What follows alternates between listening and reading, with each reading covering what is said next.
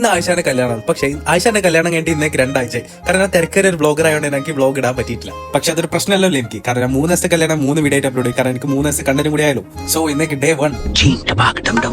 ഫംഗ്ഷന്റെ പേര് അടിപൊളിയല്ലേ? കാരണം കല്യാണ പെണ്ണിന് നിർബന്ധമായിരുന്നു എല്ലാവരും യൂസ് ചെയ്യുന്ന പോലത്തെ പഴയ ടൈപ്പ് സംഗീത നൈറ്റ് അല്ലെങ്കിൽ പഞ്ചാബി നൈറ്റ് അങ്ങനത്തെ പേരൊന്നും വേണ്ട. എനിക്കൊരു നല്ല യൂണീക്ക് ആയിട്ടുള്ള പേരാണോ.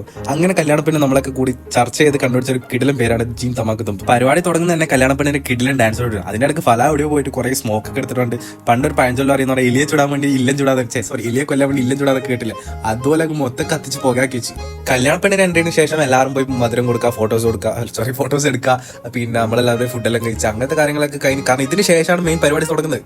കാരണം നമ്മളെല്ലാ പിള്ളേരുടെയും കിടിലൻ ഡാൻസ് ഒക്കെ ഉണ്ട്. നമ്മളെല്ലാവരും ആകാംക്ഷയോട് കാത്തിരുന്ന ഒരു ഡാൻസിന് ജഹവന്റെയും ടീംസിന് കിടിലൻ ഡാൻസ് പിള്ളേരൊക്കെ തകർത്ത് ആടി. അങ്ങനെ പരിപാടിയിൽ നടന്നുകൊണ്ടിരിക്കുന്ന സമയത്ത് കല്യാണ ചെക്കൻ വരും. നമ്മൾ കല്യാണ ചെക്കനെ കണ്ടപ്പോൾ നമ്മളെല്ലാവരും സർപ്രൈസ് ആയി. അങ്ങനെ ചെക്ക വന്ന സ്ഥിതിക്ക് നമുക്ക് ഒന്ന് സ്നേഹിക്കണമല്ലോ ചെക്കനെ. കാരണം അങ്ങനെ നമ്മൾ റാഗ് ഒക്കെ ചെയ്യാൻ നോക്കി. അങ്ങനെ ഒരു ഗെയിമെല്ലാം കളിപ്പിച്ച് പിന്നെ പറഞ്ഞ ചെക്കൻ നന്നായിട്ട് പാട്ട് പാടും. അങ്ങനെ ഒരു പാട്ട് പാടിപ്പിക്കാൻ വേണ്ടി നമ്മൾ ഇല്ല കളി മൊത്തം കളിച്ച്.